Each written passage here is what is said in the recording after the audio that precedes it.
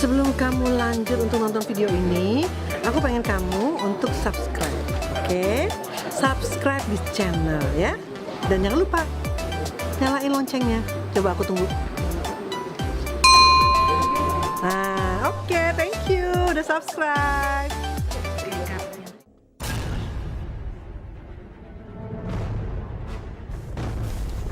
Tanpa diduga, ular ini barusan gigit bagian hidung saya.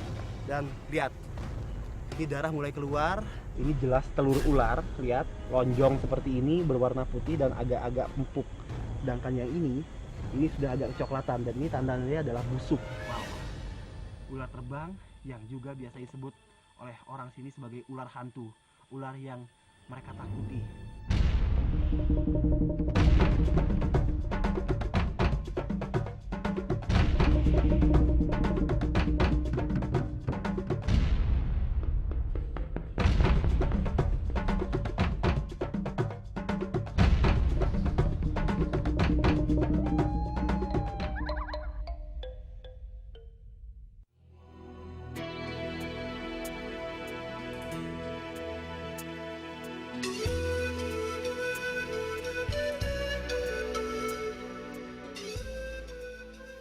Gunung Raja. Ya, demikian masyarakat Sumatera Utara menyebutnya. Gunung yang berada di dataran tinggi Karo ini lebih akrab disebut dengan nama Gunung Sibayak yang memiliki arti raja. Asal kata Sibayak atau raja konon berasal dari sejarah tanah Karo yang dipimpin oleh 4 raja.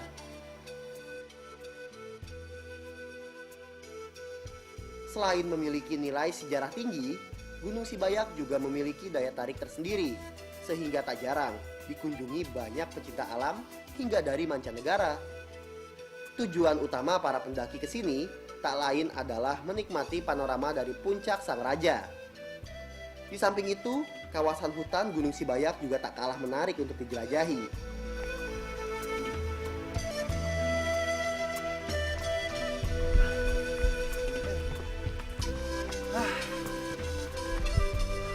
Hujan rupanya, Mas. Masih di sekitar Bukit Barisan, ketinggian Karo, Sumatera Utara. Nah, saya sekarang sedang berada di ketinggian sekitar 1700-an ini ya, Mas ya. Nah, bersama Monas nih. Monas ini adalah orang sini asli yang nantinya akan nganterin saya untuk menjelajahi daerah sekitar perbukitan ini. Kabarnya di daerah sini ada tumbuhan-tumbuhan dan satwa-satwa langka ya, Nas ya? Ada, kayak kumbang segala macam gitu ya? Ya, Pak. Sering kamu kan masuk ke dalam sini kan? Ya, sering juga sih, Pak. Nanti antar saya ya? Bisa, Pak. Kebetulan saya sudah mendapatkan guide yang hebat nih, yang udah tahu kondisi. Dan sekarang suasana udah cukup gerimis, hujan. Dan jangan salah, suasana hujan kayak gini ini mendukung dalam pencarian saya. Karena di saat hujan, satwa-satwa itu keluar dari sarangnya.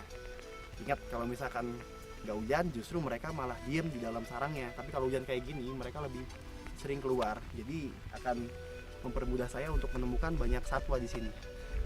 Daripada terus ngomong di sini, mendingan kita langsung aja jalan masuk ke dalam hutan sana. Gimana? Udah penasaran semua kan? Ikut maju terus ya.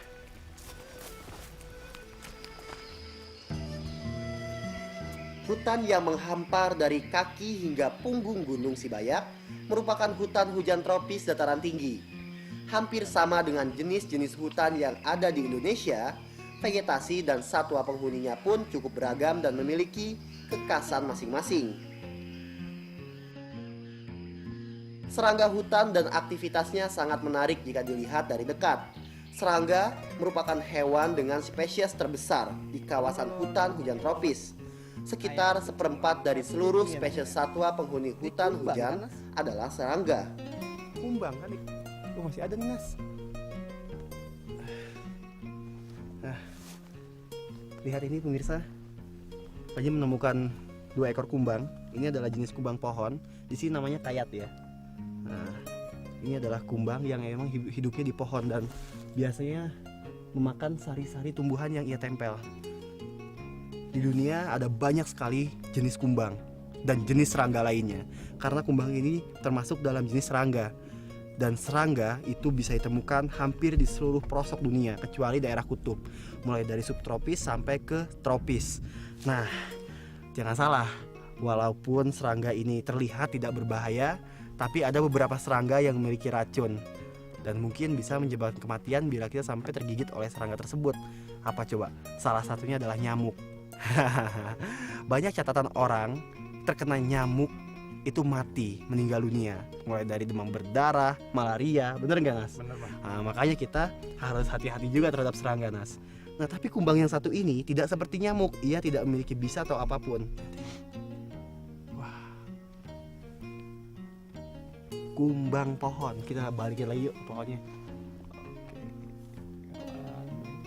Hampir sama dengan satwa-satwa lainnya, jenis-jenis serangga sangat dipengaruhi oleh lingkungan tempat mereka hidup atau habitat.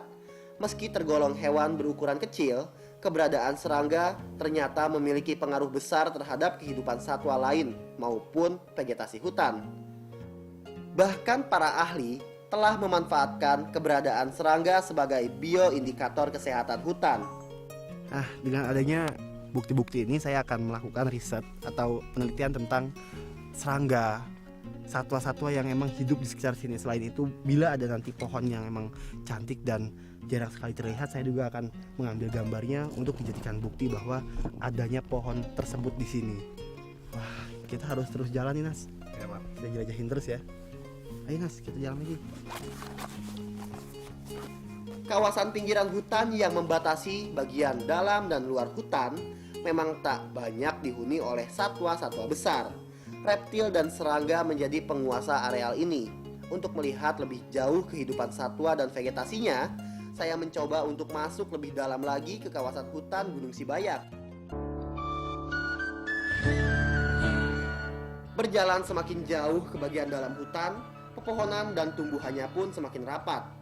Sehingga kondisi di sini semakin gelap, apalagi sinar matahari tertahan oleh kanopi hutan yang terbentuk dari dedaunan saling berhubungan dan menyatu dari pohon satu ke pohon lainnya.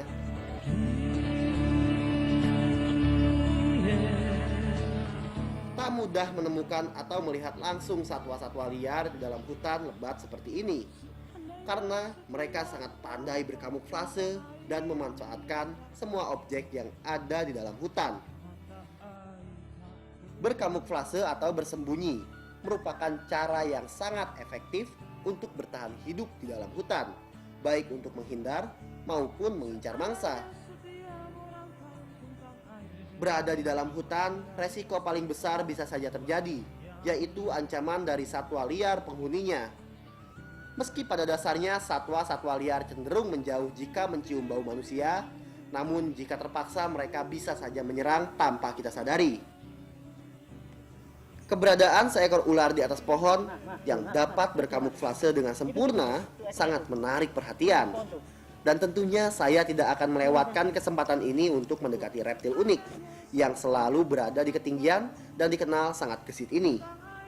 Nah, itu adalah jenis ular hijau pucuk atau Haitula prasina. Ular ini mudah ditemukan, apalagi di atas-atas pohon-pohon seperti ini.